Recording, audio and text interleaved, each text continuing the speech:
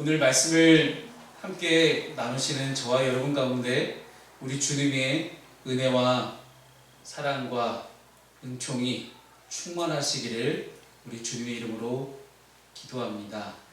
오늘은 하나 되게 하소서라는 제목으로 말씀을 나누겠습니다. 오늘 본문의 말씀을 읽고 나서 제목을 보시면 선뜻 오늘 설교의 내용이 눈에 안 들어오실 겁니다. 그리고 오늘 본문의 내용이 참 쉽지 않은 내용입니다. 참 어렵습니다. 설교를 준비하면서 참 어렵게 준비했습니다. 지난 한 주간 저도 참 많은 일들을 겪었기 때문에 그래요 집사님, 제가 매주가 스펙타클합니다. 말씀을 계속 이어가겠습니다. 오늘은 4.19 혁명 60주년이 된 날입니다.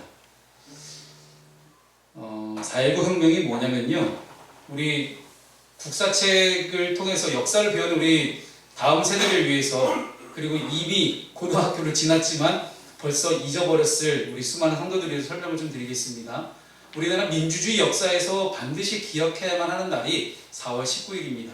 1960년 3월 15일에 치러졌던 제5대 대통령과 부통령 선거에서 그 당시 집권 여당이었던 자유당이 부통령 후보였던 이기붕을 당선시키기 위해서 엄청난 부정선거를 저지릅니다. 당시 이 자유당이 정치 깡패를 동원하고 유권자들을 협박하고 가짜 투표용지를 투입하고 공개적으로 투표를 하게 하는 등 수많은 부정행위들을 계획하고 실행으로 옮겼습니다. 또한 3월 9일과 3월 10일에는 전라남도 여수와 광산에서 민주당 간부가 구타당하고 살해당하는 사건이 일어났고요. 이 모든 행위에는 그 당시 경찰과 공무원들이 가담을 했습니다. 이와 같은 부정행위들이 대놓고 이루어지자 정작 투표 당일날에는 마산에서 시민들에 의해서 부정선거를 규탄하는 그런 시위가 벌어집니다. 이날 시위 이후에 실종되었던 마산상고 김주열 학생이 마산 앞바다에서 눈에 최루탄이 박힌 채 시신으로 발견됩니다. 그것이 결정적인 도화선이 되었고, 그 다음 4월 18일에 서울에서 평화 시위를 벌이던 고려대학교 학생들이 당국이 고용했던 정치 깡패들에 의해서 폭행당하는 사건이 발생을 하자 시민들의 분노가 극에 달합니다. 이 현장은 당시 그 현장에 있었던 조선일보 사진부 정범태 기자님께서 목숨을 걸고 촬영한 한 장의 사진으로 다음날 사회면에 보도되면서 이 4.19 혁명의 결정적인 계기를 마련합니다. 여러분 화면에 보시는 제일 가운데 위에 있는 사진이 그 유명한 정범태 기자님이 찍으신 사진입니다. 우리나라 리얼리즘 이제 사진의 대가로 불리기도 하시는 이제 정범태 기자님이시고, 얼마 전에 돌아가셨거든요. 몇 년 전에 돌아가셨는데, 이 대학생들이 처참하게 이제 죽어 있는 이 사진 한 장 때문에 전 국민이 들고 일어납니다. 마침내 4월 19일에 전국의 시민과 학생들이 이승만 대통령 하야와 독재 정권 타도를 외치며 의거를 일으킵니다. 이 시위가 점차 확산되자 그 당시 정부는 계엄령을 선포하고 시위 진압에 나섰습니다. 가운데 아래에 보이시는 이 탱크가 바로 계엄군이 실제 시민들을 진압하기 위해서 총으로 무장하고 탱크를 끌고 서울 시내로 진입했던 사진입니다. 전국적으로 굉장히 많은 이들이 다치거나 죽어갔습니다. 이처럼 무고한 시민들의 희생이 계속되자 더 이상의 희생을 원치 않았던 이 계엄군들이 총을 내려놓고 시민 대열에 합류해서 평화적인 시위를 계속해서 이어갑니다. 더 이상 총으로 탱크로 어쩔 수 없는 그런 상황이 이르게 되자 결국 4월 26일 이승만 대통령은 대통령직에서 스스로 물러나겠다는 발표를 하게 됩니다.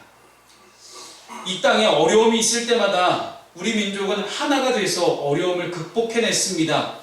1998년 IMF로 어려울 때에 박세리 선수의 US 오픈 우승은 상록수라는 노래와 함께 대표적인 극복의 이미지로 떠오르고 있습니다. 그리고 오늘 이 시간에 4.19 혁명 60주년 기념 행사에서 또 다른 상록수 노래가 발표됩니다.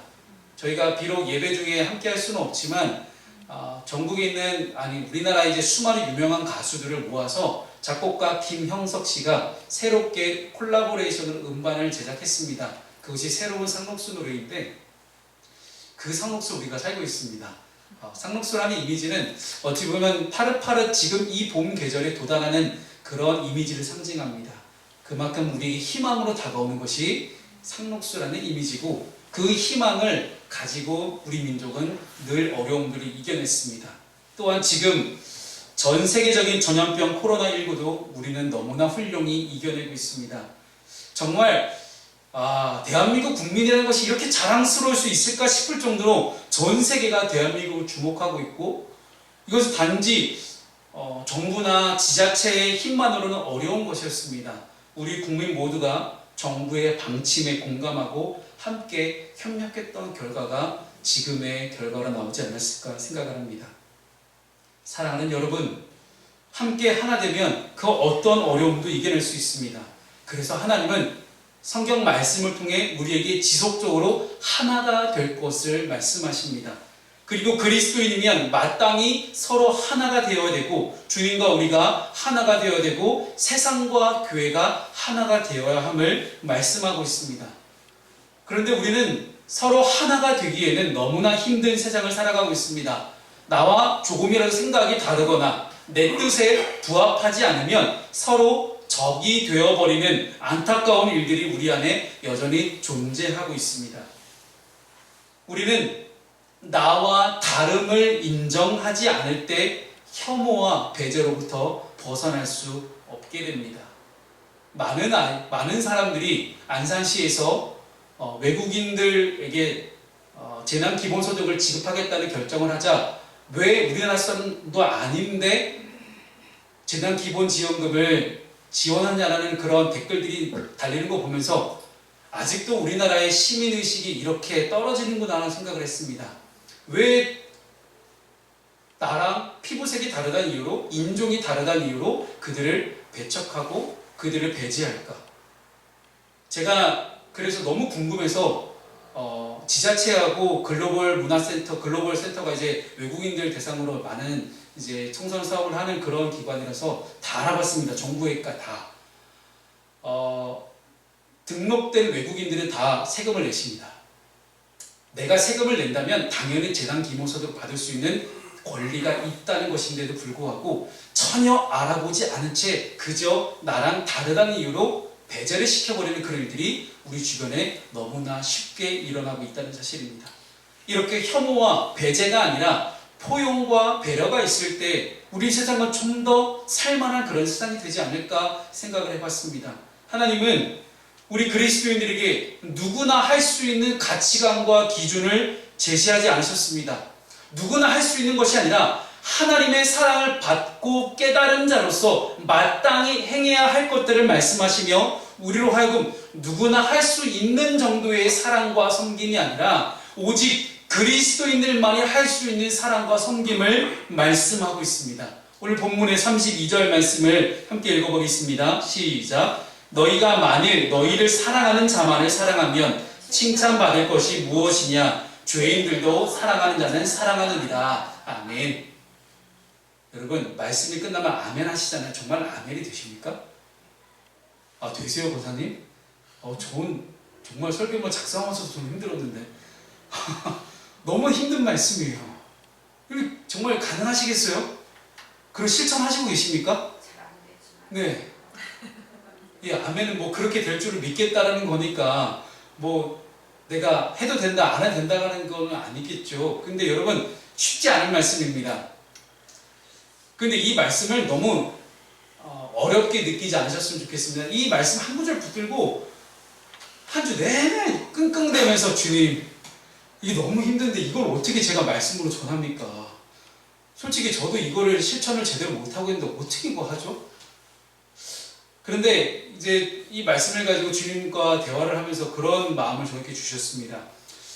이 말씀을 읽을 때 나는 이 정도 되는 사람이 아니니까 나는 사랑을 못하겠어. 혹은 뭐 나에게 잘해주고 뭐 사랑해주는 사람만을 내가 사랑하고 이제 원수나 저주하는 자나 뺨을 치는 자나 구하는 자나 대접을 받고자 하는 사람도 사랑하라는 이 말씀을 어찌 보면 하나님의 나에 대한 명령으로 받아들여서 이렇게 해야 되는데, 야 이렇게 하라고 하는데, 앞에서 목사님이 이렇게 해야 된다고 하는데, 야 이렇게 해야 되는 거구나. 근데 이렇게 하지 못하는 자신을 바라보면서 어떤 신앙적인 잣대로 매겨서 속상하거나 전전긍긍하라는 말이 아니었습니다. 이 말씀의 관점을 우리가 하나님께로 좀 돌려보면, 하나님이 우리를 그렇게 만드셨고 그렇게 보시고 계시다는 사실이에요. 태초에 하나님이 천지를 창조하시고 에덴 동산에서 아담과 하와를 만드셨을 때는 충분히 가능했던 일이었어요. 그런데 인간의 욕심이 이거를 지키지 못하는 사람으로 우리를 스스로 낙인을 찍어버렸습니다. 우리는 이렇게 사랑 못합니다. 맞아요. 못하는 게 맞아요. 인간이기 때문에. 연약한 인간이고 불완전한 인간이기 때문에 할 수 없습니다. 그런데 하나님은 우리를 마땅히 이 정도 할 수 있는 사람으로 보시고 계시다는 사실이에요. 겉으로 볼 때는 우리는 당연히 할 수 없는 인간이지만 그 안에 감추어져 있는 본질적인 하나님이 인간을 만드셨을 때의 그 기본적인 잠재력은 충분히 할 수 있는 인간으로 우리를 만드셨다는 사실입니다. 우리를 택하시고 부르셔서 하나님의 자녀로 삼아주신 하나님이 우리는 충분히 이렇게 사랑할 수 있는 사람이라고 여겨주고 계시다는 사실입니다. 이것이 바로 하나님의 놀라운 사랑의 신비이자 우리를 만드신 창조의 신비임을 여러분 이 시간 함께 우리가 믿었으면 좋겠습니다. 즉 사랑이라는 속성이 우리의 능력으로 할 수 있는 것이 아님을 성경은 우리에게 가르쳐 줍니다. 나는 할 수 없지만 하나님을 통해서 충분히 가능해지는 이 사랑의 모범을 대략 2000년 전에 십자가와 부활의 아침에 주님이 몸소 모범을 보이셨습니다. 십자가 예수님은 너무나 비참한 모습입니다. 제자들에게 버림받으셨고 사람들에게 조롱을 당했고 손가락질 당했으며 채찍을 맞아서 모든 살갗이 찢겨나갔고 십자가에 달리셨습니다. 이렇게 예수님은 우리를 죽기까지 사랑하셨습니다. 그 사랑의 능력으로 우리 모두를 살리시는 놀라운 기적을 일으키십니다. 주님의 사랑만이 우리를 온전케 합니다. 가장 비참한 순간에, 가장 고통스러운 순간에 우리를 살리시는 이 모습은 너무나 역설적으로 들리지만 오히려 이것이 하나님의 사랑과 은총의 신비임을 우리는 다시 한번 확인을 하게 됩니다. 우리는 약할 때 강함 되시는 하나님의 놀라운 용서의 은혜를 경험했습니다. 그렇다면 하나님의 은혜를 먼저 경험한 자답게 우리도 누군가를 용서할 수 있습니다. 십자가의 사건은 단순히 우리를 죄에서 구원하신 사건이 아니라 그것을 뛰어넘어서 죄로부터 완전히 해방이 된 에덴 동산을 처음에 하나님 우리를 만들었을 창조 당시로의 회복을 의미하는 것이 십자가의 사건입니다. 우리를 만드셨을 그 당시 누구나 거리낌 없이 사랑할 수 있는 그 상태로 우리를 돌이키시고 회복시키셨다는 것이 바로 십자가 사건의 중요한 내용일 것입니다. 사랑하는 여러분, 하나님의 은혜를 먼저 경험했습니다. 우리 그리스도인들은 하나님의 용서를 먼저 경험했습니다. 하나님의 사랑을 먼저 경험했습니다. 나도 누군가를 용서할 줄 아는 사람이 될 때 내가 받은 용서의 은혜가 얼마나 큰지 우리는 느끼고 경험하게 됩니다. 내가 누군가를 용서해보지 않으면 내가 받은 용서가 얼마나 귀하고 가치 있는 것 그리고 대단한 것인지 우리는 느낄 수가 없다는 말입니다. 우리 모두 과거의 우리를 기억했으면 좋겠습니다. 비포가 없으면 애프터가 없습니다. 과거에 우리가 용서받을 수 없는 죄인이었다는 사실을 기억하고 애프터에는 우리가 이제는 용서받은 사람으로서 사랑받은 사람으로서 우리는 용서할 수 있는 사람으로 그리스도인으로 새롭게 거듭났음을 다시 태어났음을 우리가 믿음으로 고백할 때 그 사람을 하나님은 그리스도인이다 하나님의 자녀다 라고 여겨주신다는 사실입니다. 우리에게 이렇게 사랑의 모범을 보여주신 두 번째 장면이 부활의 아침의 장면입니다. 부활하신 주님은 스승을 잃은 두려움에 세상과 담을 쌓고 몰래 골방에 숨어있는 제자들에게 짠! 하고 나타나십니다. 누가복음 24장 36절 말씀을 함께 읽습니다. 시작. 이 말을 할 때에 예수께서 친히 그들 가운데 서서 이르시되 너희에게 평강이 있을지어다 하시리. 아멘. 한 구절 말씀을 더 읽어볼게요. 에베소서 2장 14절입니다. 시작. 그는 우리의 화평이신지라 둘로 하나를 만드사 원수된 것 곧 중간에 막힌 담을 자기 육체로 허시고. 이 두 가지 말씀은 공통적으로 나오는 단어가 있습니다. 평강, 그리고 평강 있죠. 너에게 평강이 있을지어다. Peace be with you. 너에게 평화가 있을지어다. 그리고 화평. 이 평강과 화평은 똑같은 단어를 사용합니다.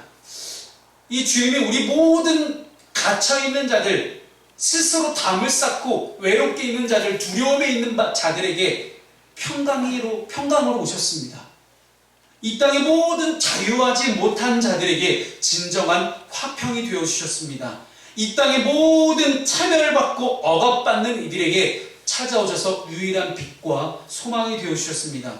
또한 욕심으로 인해서 갈라져 있는 이들을 이어주시는 분이 바로 우리 주님이십니다. 죄로 인해서 멀어진 하나님과의 관계를 회복시켜 주시는 분도 우리 주님이십니다. 세상과 담을 쌓고 그저 두려움에 벌벌 떨고 있는 이 제자들에게 찾아오셔서 평화를 던져주실 때 주님이 이 제자들에게 바라신 것은 너희들이 세상과 담을 쌓지 말고 세상 가운데 나가서 그리스도의 복음을 전하는 자가 되기를 바라셨기 때문에 스스로 화평이신 주님이 제자들에게 오셔서 그 화평을 그대로 전달해 주셨던 것입니다. 모든 불안함과 두려움을 평강으로 바꿔주시는 놀라운 은총의 신비가 부활의 아침 가운데 있었습니다. 마태복음 5장 9절 말씀을 한 번 더 읽어볼게요. 시작. 화평하게 하는 자는 복이 있나니 그들이 하나님의 아들이라 일컬음을 받을 것이며. 아멘.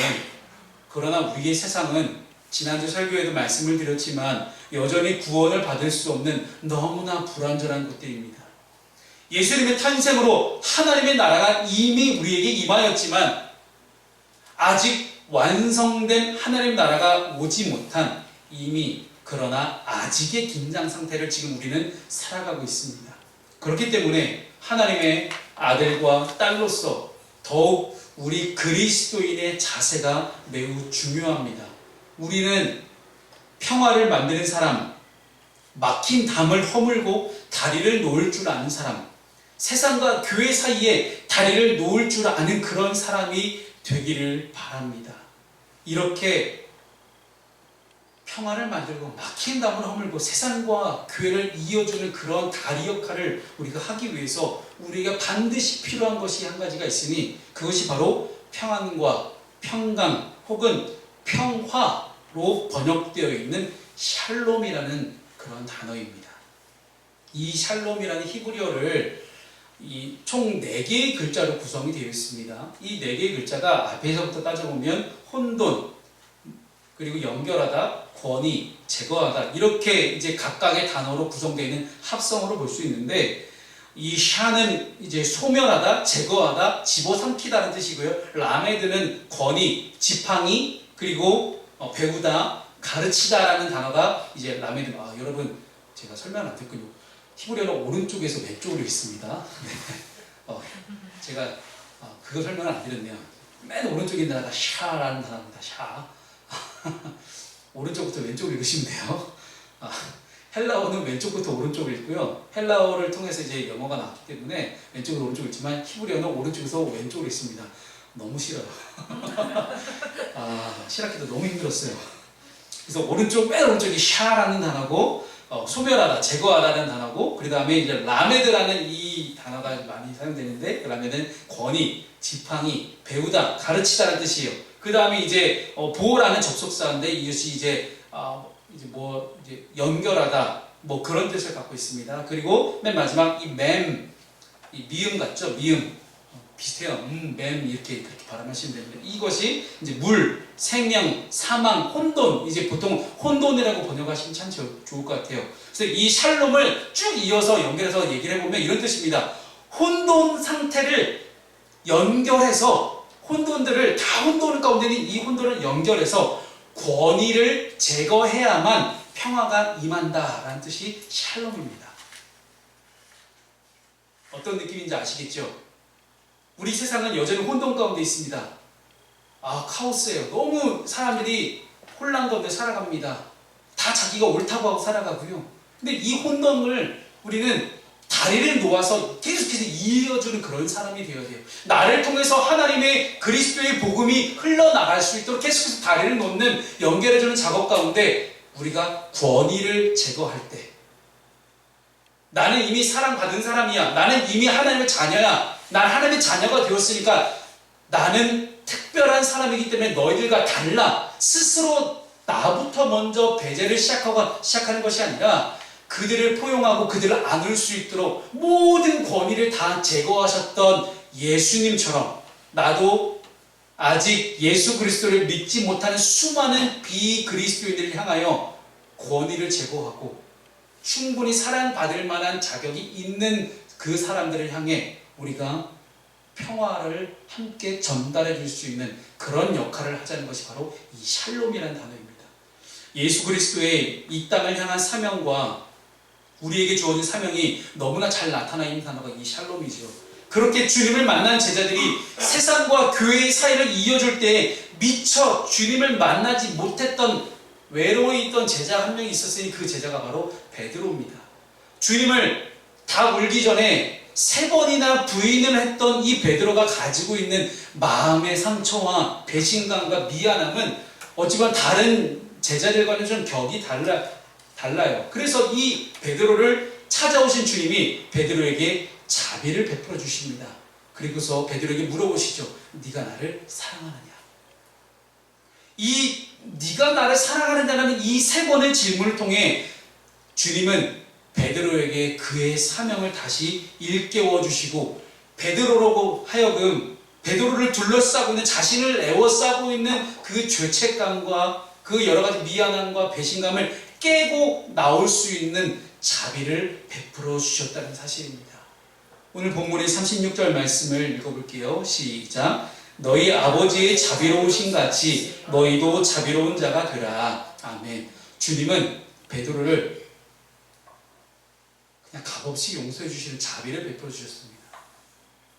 주님은 베드로처럼 죄 가운데 빠져 있고 여전히 죄책감 가운데 빠져 있는 우리를 죄에서 건져 주셨습니다. 그 주님의 자비로운 손길이 우리를 자비롭게 합니다.